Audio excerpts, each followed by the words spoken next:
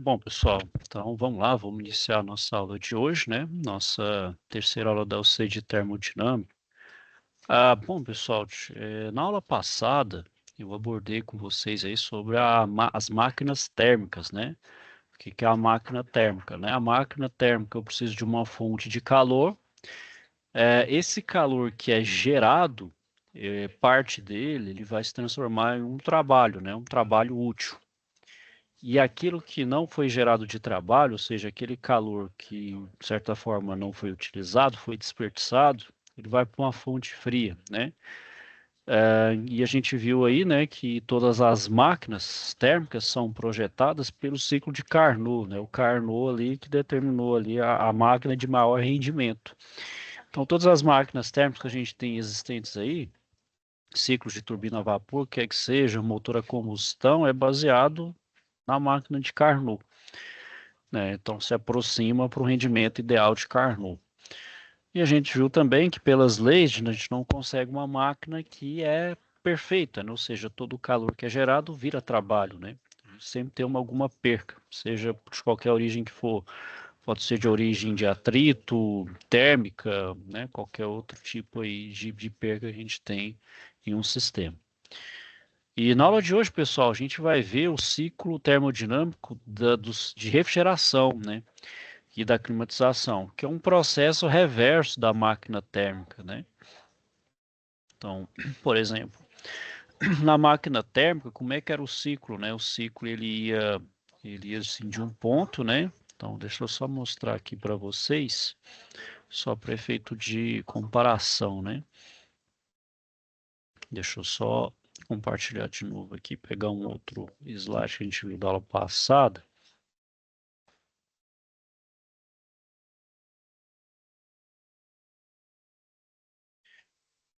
Então, de certa forma, como é que acontece o ciclo, né, na máquina térmica? É um ciclo, esse ciclo aqui, vamos dizer assim, que ele vai no sentido horário, né? Então, vai do ponto 1 aqui do sistema de bombeamento, passando pela caldeira, da caldeira passa pela turbina, da turbina do condensador, para o bombeamento e assim vai, né? Então, é um ciclo no sentido horário. Já o ciclo de refrigeração é justamente o ciclo reverso, ele vai ocorrer no sentido anti-horário, né? Então, ele vai ocorrer no sentido anti-horário. E o ciclo de refrigeração, pessoal, ele vai ter 4 pontos de interesse, assim como a gente viu lá no ciclo de máquina térmica. Bom, então a gente vai passar por os 4 pontos de interesse. E o que vai acontecer ali? Então a gente sabe que vai ter esses 4 processos, né? Os 4 processos aqui, em que esse processo aqui embaixo, que é o meu evaporador, é a linha de baixa pressão, que é justamente está aqui o evaporador, né? Onde ele vai absorver o calor do meio e vai transmitir ali o frio, né? A climatização ou a refrigeração. Então ele vai evaporar o meu conteúdo de líquido, né? Então ele vai passar aqui para um vapor saturado e tudo vai iniciar nesse processo aqui que é o compressor, onde eu adiciono o trabalho pelo compressor. O que o compressor vai fazer? Ele vai comprimir o meu fluido, vai aumentar a sua pressão e sua temperatura. Então, o meu fluido inicialmente aqui, tudo isso aqui é um ciclo ideal, certo, pessoal? Ele é um ciclo considerado teórico perfeito. Então, o meu fluido ele está como vapor saturado, né? Então, a gente tem que lembrar que aqui que é a linha da saturação. Então, desse ponto crítico para a direita, o meu vapor ele está como saturado e daqui para a esquerda ele está como líquido saturado. Ou seja, o seu título aqui ele é igual a 1 e está na pressão de baixo, na linha de baixo. Então ele comprime, né? Então o trabalho do compressor que eu insiro aqui é justamente fazer isso, comprimir a pressão, né? Comprimir ali o fluido, aumentando sua pressão e também sua temperatura também. Então, eu vou passar da linha de baixa para a linha de alta pressão. Por ser um processo ideal, ele é um chamado processo adiabático reversível com entropia constante. Então a entropia do ponto 1 é igual à entropia do ponto 2. Então, ele é comprimido e aqui ele vai atingir o estado, como ele está fora da região de saturação, O meu fluido aqui ele é um vapor superaquecido com a temperatura T2, que é maior do que a temperatura de condensação. Então, a temperatura aqui ele é maior que a de condensação, certo? Continuando aqui, então, meu processo agora é do 2 para o 3, que ele ocorre a pressão constante e é o condensador. Então, esse calor que veio lá do evaporador e que também foi adicionado no compressor precisa ser rejeitado para o meio. Eu vou fazer isso pela condensação, que pode ser feito a água. Eu vou utilizar, então, o trocador de calor entre o fluido refrigerante e a água, ou se for o ar, eu vou utilizar a aleta. O meu ar vai passando ali cruzado na tubulação, né? Então, são as duas formas de trocar o calor, né? Onde ela vai rejeitar o calor do refrigerante para o meio de resfriamento, desde a temperatura T2 até a temperatura de condensação. Aí até o momento que o meu fluido então vai passar de vapor para líquido até atingir o estado de líquido saturado. A gente chama aqui de, o título agora igual a zero, que aqui eu estou como líquido saturado. E aqui é a pressão de alta, a pressão de condensação é uma pressão constante. Então aqui ele vai ter a mesma pressão, né? A pressão do ponto 2 e do ponto 3 é a mesma.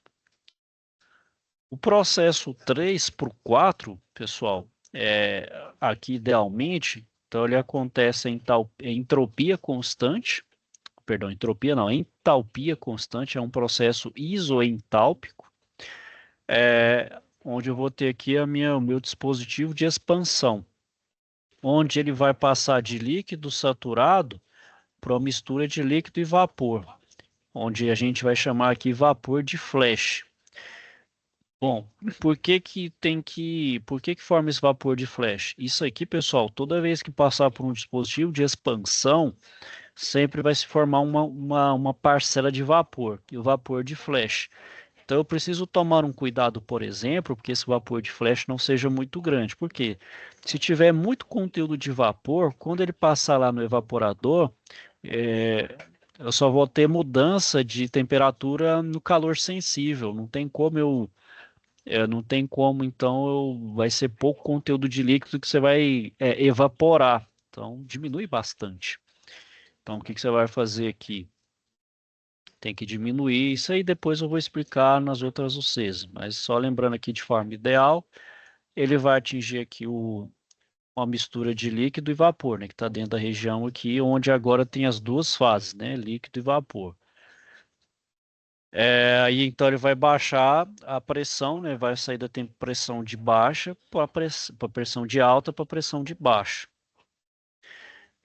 Bom, e a entropia do refrigerante ao deixar a válvula de expansão é maior que a entropia do refrigerante ao entrar na válvula S3. Então tem essa diferença de entropia também. E agora o processo é o 4 para 1, ou seja, o meu processo vai ocorrer no evaporador a pressão constante, né? E a temperatura constante. Então, desde vapor úmido que está aqui até atingir o estado de vapor saturado seco. Por que vapor úmido? Porque tem a existência tanto de vapor quanto de líquido. Só lembrando que o vapor de flash tem que ser um teor bem pequeno, que mais o conteúdo de líquido. Pelo que, ao passar pelo evaporador, ele trocar de fase, né? Passar de líquido para vapor, até atingir o estado de vapor saturado seco. Né? Então, ele absorve o calor do ambiente e, como diz, o frio que veio lá do condensador, ele passa para o ambiente, seja para condicionar, seja para refrigerar resfriar ou congelar o ambiente, né? E aqui ele só vai passar então aqui de líquido para vapor. Aí eu fecho o meu ciclo. Bom, e esse aqui, pessoal, é um ciclo ideal. Então, por exemplo, todo fabricante que vai fazer ali seu sistema de climatização, sistema de refrigeração, seja de resfriamento ou de congelamento, se baseia nesse ciclo teórico. Né? Então, todo dimensionamento de tubulação, de compressor, de evaporador e de condensador parte desse ciclo. Só que a gente sabe que na prática isso não acontece, tem um desvio, né? Aí eles traçam o ciclo real com o ciclo ideal. Então, quanto mais próximo do ciclo real ou do ciclo ideal, quer dizer que os meus componentes foram bem dimensionados, né? Agora, se não for o caso, se teve uma divergência muito grande, provavelmente alguma coisa foi considerada errada aí nos cálculos e eu tenho que refazer, seja a potência ali para o compressor, seja nos trocadores de calor, evaporador e condensador, ou até mesmo dispositivo de expansão. Bom, então quais são essas diferenças do ciclo real para o ciclo ideal? Se vocês perceberam aqui, ó, tanto no processo de evaporação quanto no de condensação, a gente tem uma queda de pressão. Por que que isso acontece? O fluido, quando ele está passando dentro da tubulação, ele está sujeito a atrito. Então, por ele estar sujeito a atrito, ele perde sua energia, ele perde ali velocidade. Tá? Ela perde essa velocidade de energia, chama de velocidade cinética, energia cinética. Então, quando ele está passando ali, ao sofrer esse atrito, ele está sofrendo a chamada queda de pressão ou perda de carga. Então, logo, a pressão não é constante. A pressão ela vai ter essa diminuição aí que a gente chama de perda de carga. Mais na frente, nas próximas UCs, a gente vai ver que vai ter o uso de válvulas, tanto na condensação quanto na evaporação, que serve para quê? Para tentar minimizar essa perda de carga. Porque quanto maior essa perda de carga, pior fica, né? O meu COP, né? A minha eficiência do sistema fica prejudicado, né? E outra coisa também aqui, pessoal, então precisa evitar manter sempre o mais constante. Isso na prática não acontece. Outra coisa que vocês perceberam aqui é no processo do compressor. Então, o processo de compressão, ele não é, perdão, ele não é reversível, até porque o processo ele não tem como voltar para trás, não tem como fazer o processo reverso aqui. E o processo também ele é politrópico, né? Porque tem um aumento de entropia. O aumento da entropia ali faz com que o processo não seja reversível, não seja isoentrópico. Porém, a gente, para calcular ali a potência real do compressor, cada fabricante fornece ali um rendimento volumétrico, que é da câmara de compressão, também um rendimento isentrópico, então seria um rendimento ali ideal do meu compressor, que isso leva em consideração na hora do cálculo. Isso também a gente vai ver mais na frente. E além disso, pessoal, o vapor saturado seco não é garantia, por exemplo, que o vapor esteja totalmente no estado de vapor. Pode ser que ele tenha uma grande chance de ainda ter um resquício de líquido nesse conteúdo de vapor. De certa forma, isso não é desejável, uma vez que todos os compressores que a gente conhece no mercado não suporta comprimir o fluido no estado líquido, porque o fluido ele é mais pesado e ele é praticamente incompressível, então prejudica todo o sistema de compressão. Então, o que que eu tenho que fazer? Eu tenho que aumentar a temperatura do meu vapor aqui, de forma que ele saia da região de saturação, eu superaqueço. Então, eu vou dar uma superaquecida no meu fluido, para quê? Para atingir, então, ali não tenha nenhum resquício de líquido, onde eu posso assegurar que aquele fluido pode ser aspirado pelo compressor sem maiores problemas, sem um maior ali, prejuízo para ele.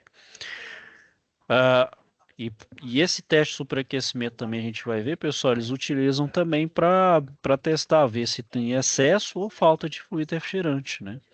É uma boa forma de testar isso. É um superaqueço. Quando ele sai do condensador também, pessoal, eu preciso subresfriar o meu fluido, né? O meu fluido no estado líquido. Para quê? Para diminuir o tanto quanto possível a temperatura dele. Para quê? No momento que ele passar no evaporador, eu conseguir, vamos dizer, absorver o máximo de calor e passar esse frio, esse subresfriamento para o meu sistema, conferindo então maior eficiência para o sistema, né? Então, quanto melhor eu faço esse subresfriamento, quanto mais eu consigo subresfriar o meu líquido, melhor para o sistema.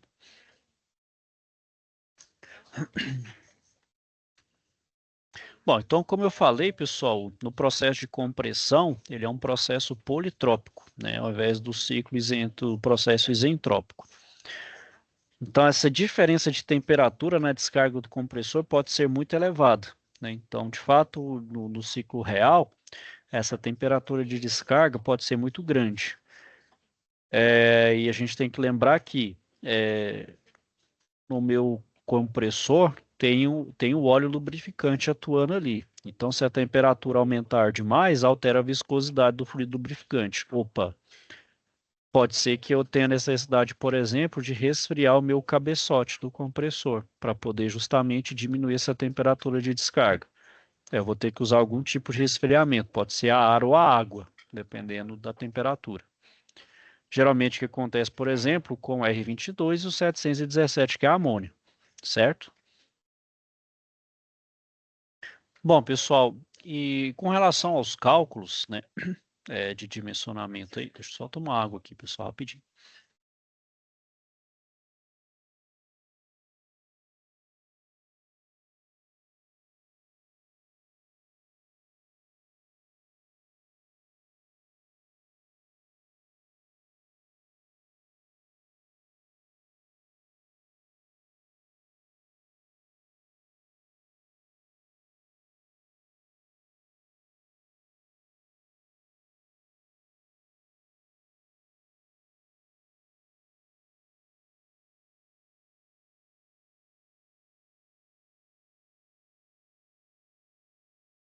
Bom, continuando aqui, pessoal, então, para dimensionar aí os componentes, a gente então vai calcular a capacidade frigorífica do ciclo.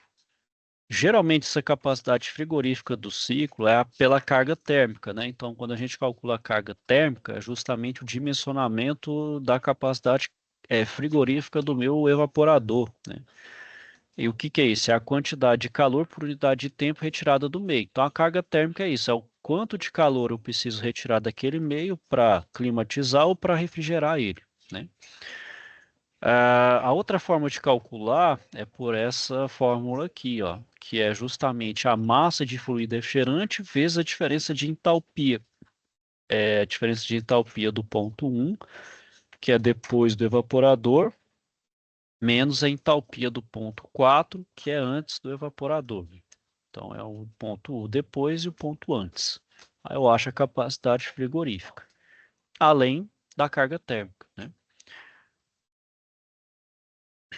Bom, então, pessoal, essa capacidade frigorífica opera com a temperatura de Tc e T0 em quilocaloria por hora e a massa, né, a vazão em massa em quilograma por hora, né? E a entalpia é quilocaloria por quilograma ou quilojoule por quilograma, aí depende aí. Bom, e o flu a vazão em massa, pessoal, aqui é um sistema de um estágio só, certo? O sistema é de um estágio só. Então, considera ali que a minha vazão em massa ela é constante, eu não tenho perca. Se eu tiver perca, quer dizer o quê? Opa, tá vazamento aqui, né? Se não concordar comigo, a gente tem vazamento aí de fluido. Então, essa vazão em massa deve ser constante em todo o ciclo. Justamente como eu falei, né, pessoal, a capacidade frigorífica é igual à carga térmica. Então, a carga térmica é aquele tanto de calor que eu preciso retirar. No caso, a gente dá em BTU, né, em BTU por hora, que é a unidade inglesa, né, para saber quantos BTU meu ar-condicionado ali ou meu sistema de refrigeração retira ali de calor, né? Bom, se a gente já sabe essa carga térmica, a gente vai achar o fluxo de massa, já que a gente considera também que conhece os pontos de entalpia aqui, ó. Então, se eu tenho capacidade frigorífica e tenho as entalpias, eu acho a vazão em massa, né? Que pode ser em quilograma por hora ou quilograma por segundo.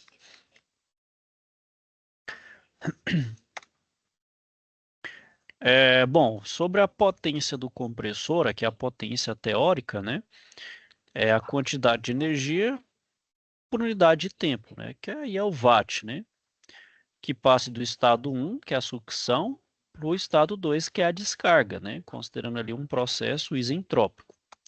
E como é que é dado essa trabalho é a vazão em massa vezes vezes a entalpia da descarga menos a entalpia na sucção do compressor, né? Que é o H2 menos H1. Se eu quiser, então, obter em quilowatt, aí eu só divido por 860, né? E o fluxo de calor rejeitado no condensador, que a gente chama de se o evaporador é a capacidade frigorífica, o condensador a gente chama de capacidade calorífica, que é o tanto de calor que ele rejeita para o meio. Então, o condensador também é a vazão em massa vezes a diferença de entalpia. Entalpia antes do condensador e depois do condensador. Geralmente aqui vai dar um valor negativo, visto que a entalpia do ponto 2 é maior do que o ponto 3. Então, geralmente aí. Não, tá certo, vai dar positivo. Tá certo, aqui tá certo. E na válvula de expansão, pessoal, não tem nada a calcular. Simplesmente o meu processo ele é adiabático e é isentálpico, ou seja, a entalpia do ponto 3 é a entalpia do ponto 4. Ele só vai diminuir ele só vai aliviar a pressão, né? Não tem troca de calor aqui, né? Só tem alívio de pressão. Bom, e com esses valores aí da capacidade frigorífica com trabalho, eu acho chamado coeficiente de eficácia do ciclo, ou coeficiente de performance, que a gente chama de COP. Então, embora a eficiência do ciclo real ele vai ser menor do que o ideal, então a gente conclui que o ciclo ideal verifica quais parâmetros que influenciam, assim como o grau de influência de cada parâmetro. Por isso que eu estou falando, é uma forma de entender se o meu projeto está bem feito ou não. Quanto mais aquele ciclo real se aproximar do meu ciclo ideal. Bom, se na máquina térmica, pessoal, a gente viu que o rendimento é algo que vai variar entre 0 e 1, ou seja, entre 0 e 100%, o COP aqui é o inverso. Por ser o inverso, vai dar sempre um valor acima de 1. Então, quanto mais distante do valor 1, mais eficiente é o meu sistema de refrigeração ou climatização. E também tem uma forma de interpretar. Então, como é que a gente fala aqui? Para cada watt consumido, ele retira tantos watts de calor, né? Então, por exemplo, se eu tenho ali um COP de 4,5, ou seja, para cada watt consumido de trabalho, ele retira ali 4,5 watts de calor. Então, essa relação de trabalho realizado com retirada de calor do sistema, né? Então, a eficácia, nesse caso, é função somente das propriedades do refrigerante, visto que é a relação das entalpias, né? E para o ciclo real, o desempenho vai depender muito das propriedades da sucção do compressor. Então, quanto mais eficiente o meu compressor, né, quanto menos ele gastar, ou seja, menos ele consumir de potência, maior vai ser o meu COP, né? Isso aqui é claro, né? Então, é uma relação inversamente proporcional. Então, quanto menor o meu trabalho de compressão, maior o meu corpo, o meu sistema vai trabalhar mais eficiente, certo? Então, pessoal, vamos fazer aí um exercício.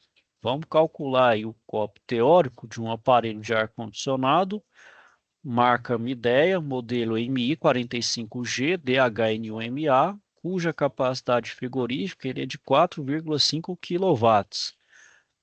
A pressão na linha de baixa é de 2,6 megapascal e a linha de alta é de 4,4 megapascal. O fluido refrigerante é o R410A. Então, só para efeito de curiosidade, pessoal, esse aparelho que eu peguei aqui é um evaporador que a gente tem aqui de um sistema VRF do nosso prédio. A gente vai fazer as contas aí e vai ver que vai dar um COP muito alto, justamente porque o VRF dá essa condição. A gente consegue ter um sistema altamente eficiente. Depois a gente vai comparar com um evaporador de um sistema convencional para vocês verem a diferença. Então, deixa eu só dar uma, deixa eu só dar uma parada no compartilhamento aqui. Então, deixa eu duplicar aqui duplicar o meu slide aqui.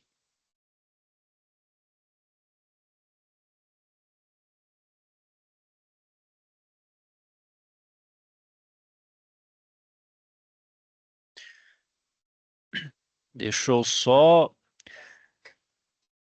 pegar minha colinha aqui, pessoal.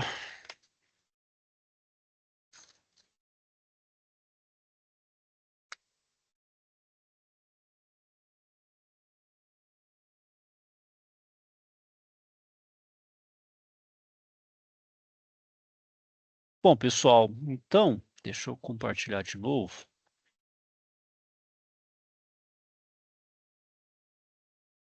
Deixa eu só fazer mais um negócio aqui. Duplicar aqui mais um. Beleza. Duplicar outro. E mais um só para... Deixa eu precisar de mais. Beleza, acho que aqui já... bom, então vamos lá, pessoal. Deixa eu...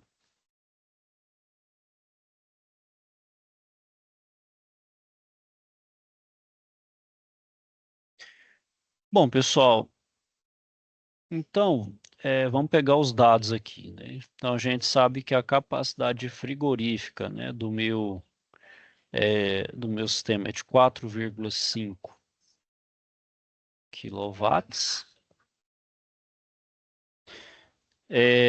A pressão na linha de baixo, eu vou colocar pressão baixa, né? Vou colocar aqui PB. Ele é de 2,6 MPa.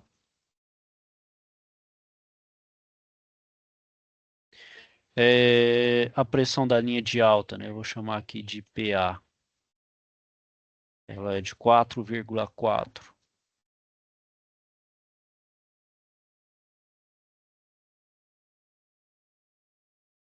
megapascal. E o fluido refrigerante é o R410A, certo? Bom, pessoal, então a gente vai considerar o meu ciclo ideal. Vamos fazer aqui, então, o diagrama pressão-entalpia, fazer o meu ciclo ideal. Então, o que que eu vou ter aqui? Eu vou ter aqui a minha linha de baixa, passada no compressor aqui. Então, aqui eu tenho meu ponto 1, meu ponto 2, o meu ponto 3 e meu ponto 4. Aqui eu vou ter o Q0, que é a capacidade frigorífica. Aqui eu vou ter o meu QC, que é o calor rejeitado do condensador, e aqui eu vou ter o meu trabalho do compressor, certo? Bom, então, pessoal, o que que eu preciso achar? Preciso, então, calcular as entalpias, né? Então, preciso determinar as entalpias. Então, determinar.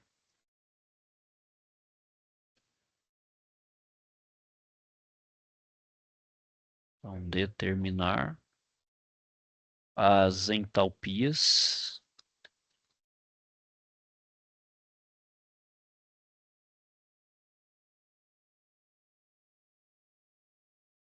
Então, determinar as entalpias dos pontos.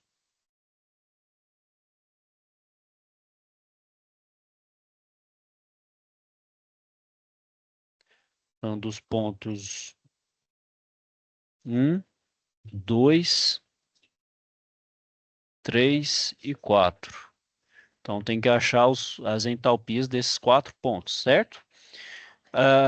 Bom, pessoal, eu tenho três formas para eu determinar essas entalpias. Posso fazer pelo diagrama de Mollier, né? Então pode ser, ó, pelo diagrama. Deixa eu apagar aqui, senão vai confundir. Então posso determinar a entalpia pelo diagrama de Mollier. Então, pelo diagrama de Mollier.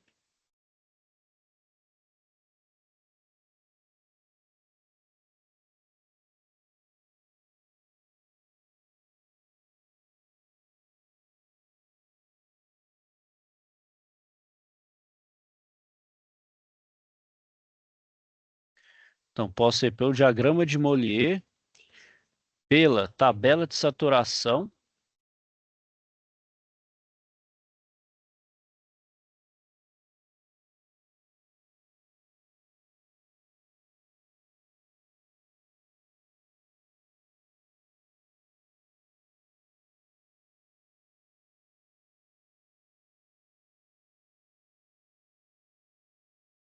pela tabela de saturação ou pelo software, que a gente chama aqui de CAT3. Então, pelo software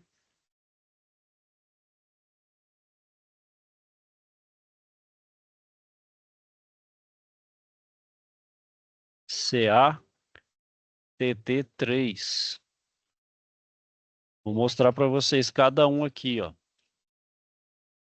Então, para determinar aqui, pessoal, deixa eu compartilhar de novo. Então, a gente tem, por exemplo, então a gente tem aqui, ó, diagrama de Mollier. Então, tem o diagrama de Mollier do R410A. Esse diagrama aqui, ó, lá, o R410. Então, é aquele diagrama, ó, tá vendo? Então, aqui a gente acha a pressão, a entalpia. A gente tem que tem o título, né? Ó, tá vendo? A qualidade a gente chama de X, que é o título. É, é, esse traço aqui que tá traçado aqui, ele é a entropia. A gente tem um volume específico, tá vendo? Que é um traçado bem traço e ponto, a gente fala.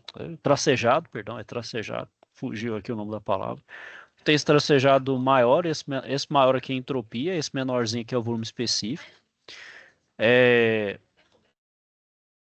Essa outra linha aqui, ó, que ela faz essa curva e fica reta aqui dentro, é a temperatura, tá vendo? Ela meio que faz assim e assim, ó.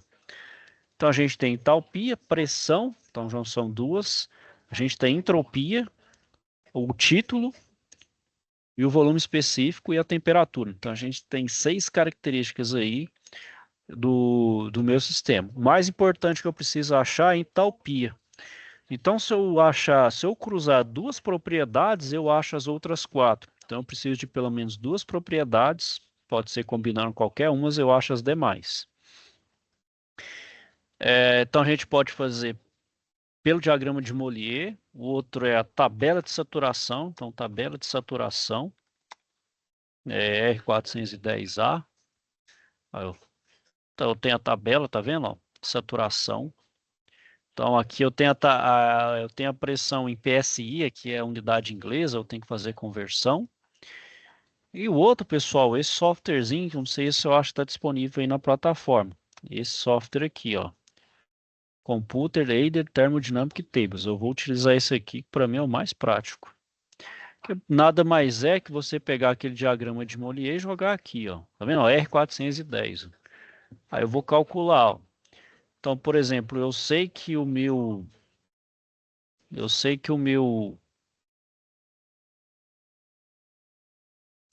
que, por exemplo, o meu aqui, ó, ele tem a pressão do ponto 1, o título dele, como é vapor saturado, o título é 1 e a pressão de baixo é 2,6 megapascal. Então tem aqui pressão e título. Então tem a pressão de 2,6 e o título é igual a 1. Olha lá, então eu tenho uma entalpia específica lá de 282,4. Então eu pego esses dados e anoto aqui, ó. Então deixa eu colocar de novo.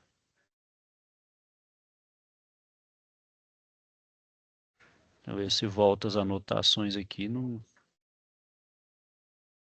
Beleza. Então eu vou pegar aqui, ó, os dados do ponto 1. Então aqui o ponto 1.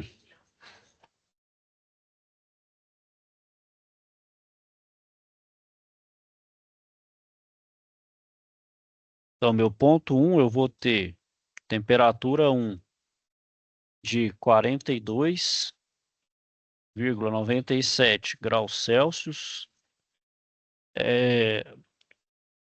A pressão 1 ela é de 2,6 megapascal. A entalpia 1 vai ser de 282 kJ por quilograma. E a entropia 1, que é o S1, vai ser 0,9476 Aqui é kilojoule por quilograma Kelvin, certo? E o meu título, x1 igual a 1. Bom, o ponto 2, pessoal, voltar aqui no meu... Deixa eu voltar aqui e voltar para o software. Vou ficar fazendo isso aqui toda hora, pessoal. Pode ser que vai ficar meio chato aqui, mas voltando aqui. Bom, então no meu ponto 2, o ponto 2 a gente sabe que ele tem a mesma entropia do ponto 1, né? Então eu vou usar a mesma entropia, então eu vou utilizar pressão e entropia, já que a entropia do ponto 1, do ponto 2 é igual ao do ponto 1, e eu sei que o ponto 2 agora está na pressão de alta, que é 4,4. Então eu vou calcular aqui, ó, 4,4 e a mesma entropia, que é 0,9476. Dou um OK, olha lá. Aí eu vou achar minha temperatura, que de fato, tá vendo? Ó, tá como, olha lá, o fluido, aqui eles chamam de fluido denso, ou vapor superaquecido, ó, tá fora. Então, de fato, tá fora ali. Então, eu vou anotar os dados do ponto 2, ó. Então, vamos voltar aqui, deixa eu parar aqui e vou colocar no ponto 2.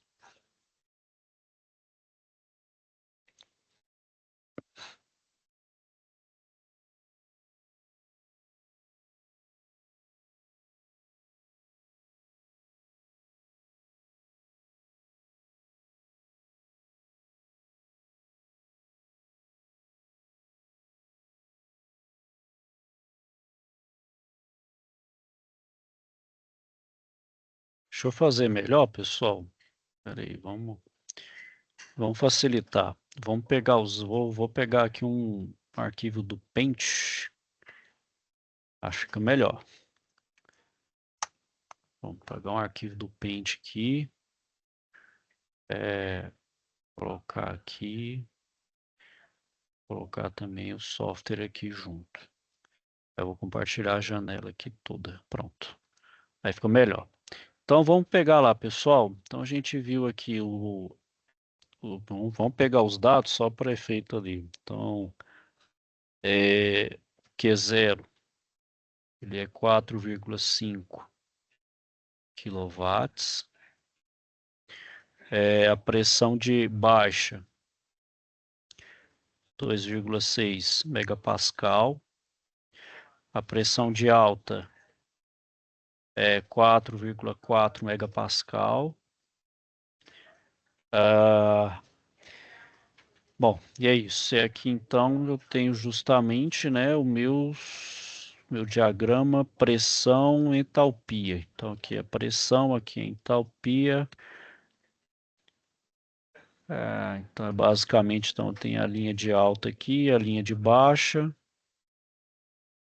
Então tem o ponto 1, ponto 2, o ponto 3, o ponto 4. Aqui então é o meu Q0. Aqui é o meu QC. E aqui o meu WC, né? Então, como eu havia falado, e o meu refrigerante aqui, né, só para efeito, é o R410A. Então, lembrando, né, a forma para obter, então, né, para obter as entalpias,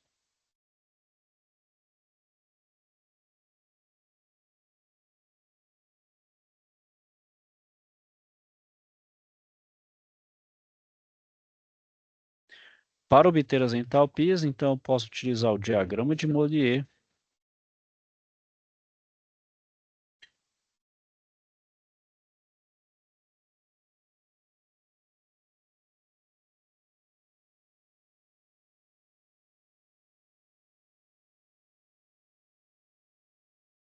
Não, temperatura de Mollier, tabela de saturação,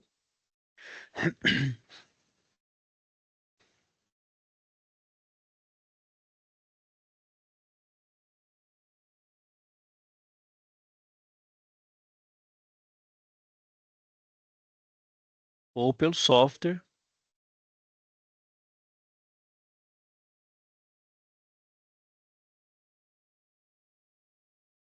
CATT3. Certo? Então, são essas três aí. Bom, e também, pessoal, então pegando os dados ali do ponto 1, né? Então, lá, o ponto 1, como a gente viu lá no... Então, no ponto 1, eu vou ter a temperatura 1 de 42,97 graus Celsius. A pressão é 2,6, né? Pressão de baixo, então 2,6 megapascal.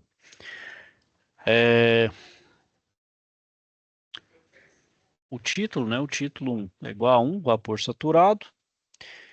A entalpia, que é esse aqui que eu preciso, é 282 kJ por quilograma. E a entropia,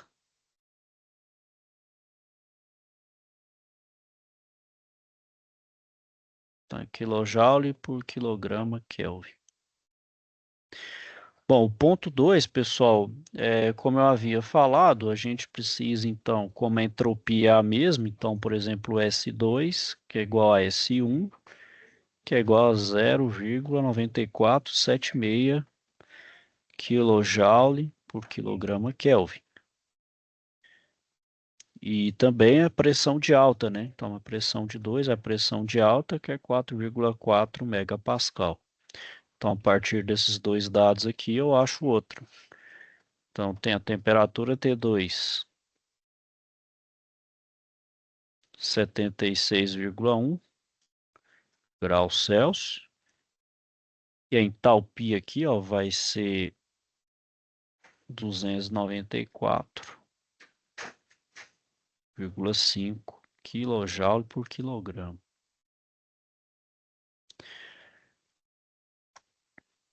Bom, o ponto 3, pessoal, o que a gente tem que levar em consideração, né? Então, ponto 3. O ponto 3, o título ele é zero, então título, porque ele está como líquido saturado, então agora o meu título é zero e a pressão dele é pressão de alta, que é 4,4. Aí a gente vem aqui, ó. A gente coloca então título e pressão. Então 4,4, só que agora ao invés de ser 1 vai ser 0. Muda aqui, ó. Ele vai dar esses valores ali. Então, temperatura 3, 66,3. E a entalpia, 184.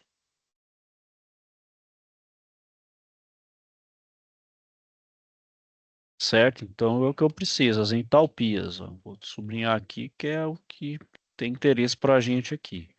Bom, e o ponto 4, pessoal?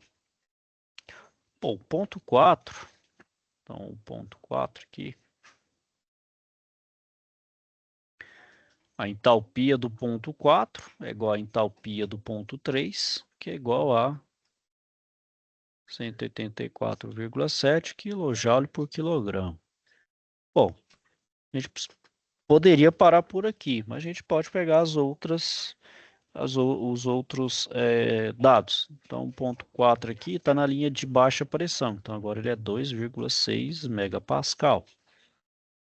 Então, para calcular aqui, ó, eu vou considerar, então, pressão e entalpia. Então, a entalpia, a pressão de agora vai ser de 2,6 e a entalpia é a mesma, 184,7.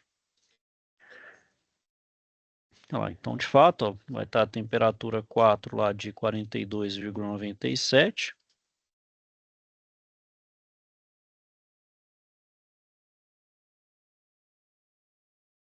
Então, 42,97 graus Celsius. E eu tenho lá, né, a pressão, tá, entropia, tá vendo? É uma mistura líquido-vapor. Então, beleza. Achei as 4 entalpias. Agora eu vou calcular o copo teórico, né? Então, agora eu calculo o copo teórico. Então, aqui é o cálculo.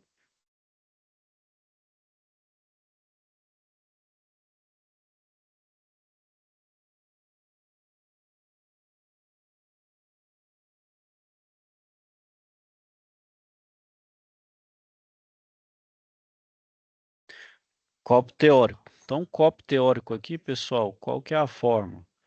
É H1 menos H4 dividido por H2 menos H1, que é o do compressor, né? Então, aqui é a capacidade frigorífica pelo trabalho de compressor. Então, aqui é 282.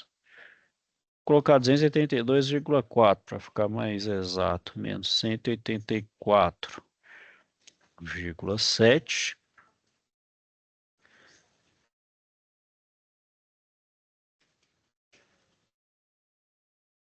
dividido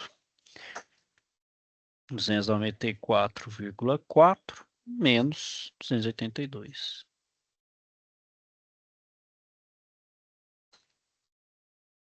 Então, fazendo as contas aí, pessoal, vai dar um valor de 7,84 ao que eu falei do valor, ó. Então, para cada 1 kW gerado de trabalho, eu retiro 7,84. Então, é uma eficiência muito grande, né? 7,84, para vocês terem uma ideia, o mesmo evaporador trabalhando no sistema convencional split, só com condensador ali, o COP dele vai dar 5,33. Olha a diferença, né, de um para o outro, uma diferença bastante significativa, né?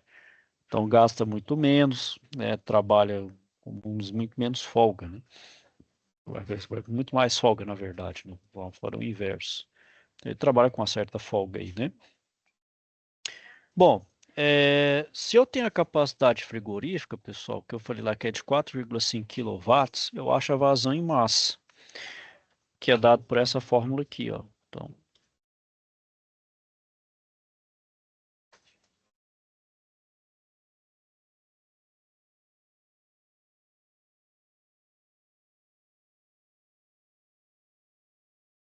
Então 4,5 kW é 4.500 joules por segundo, né? Então a vazão em massa que eu quero achar e a entalpia, as entalpias, né? Então é 282 mil, aí eu estou multiplicando, né? Kilojoule menos 184.700. Bom, fazendo os cálculos aqui, pessoal, minha vazão em massa de fluido refrigerante é de 0,046 quilogramas por segundo. Então, aqui é quilograma por segundo. Essa é a minha vazão em massa. Se eu conheço a minha vazão em massa, pessoal, eu também consigo calcular o trabalho teórico. Então, aqui é o trabalho teórico, é a vazão em massa. Então, a vazão em massa, deixa eu só pôr aqui, a vazão em massa vezes as diferenças de entalpia, né? Então, entalpia do ponto 2, que é da saída do compressor, menos a saída né, da entrada do compressor. Então, aqui, ó, o trabalho é a vazão 0,046 vezes, aí é 294.400 menos 282 mil. Então, aqui o trabalho teórico vai dar 570,4 watts. Então, aqui eu tenho trabalho teórico e vazão em massa. E aqui o meu COP. Então, só para vocês terem uma ideia, né, pessoal, ó, dá 5,33 o normal, então dá uma eficiência bastante grande aí. Bom, turma, então era isso aí que eu queria falar com vocês. Era para mostrar esses cálculos. Alguém tem alguma dúvida aí, questionamento? Mas vou assistir novamente, né, para fazer melhor a tarefa e tal. Não, certo, muito bom. Quem vai mostrar para vocês aí, pessoal, o cálculo mesmo, como é que é feito, né? Como é que os fabricantes fazem esses cálculos, para poder dimensionar. Claro que eu não vou entrar em detalhes do dimensionamento, porque são os cálculos muito mais complexos, muito mais coisa. Aqui é só para achar esse copo teórico aí. Claro que o real vai ter uma quedinha menor, só que para o RF vai ser quase imperceptível esse copo real aí, né? Tá bom, pessoal? Então é isso aí, vou finalizando a aula aqui por hoje. Se vocês tiverem, então, alguma dúvida, questionamento, me procurem, tá bom? Desejar a todos uma boa noite, fiquem com Deus e até a próxima semana. Boa noite. Boa noite, pessoal.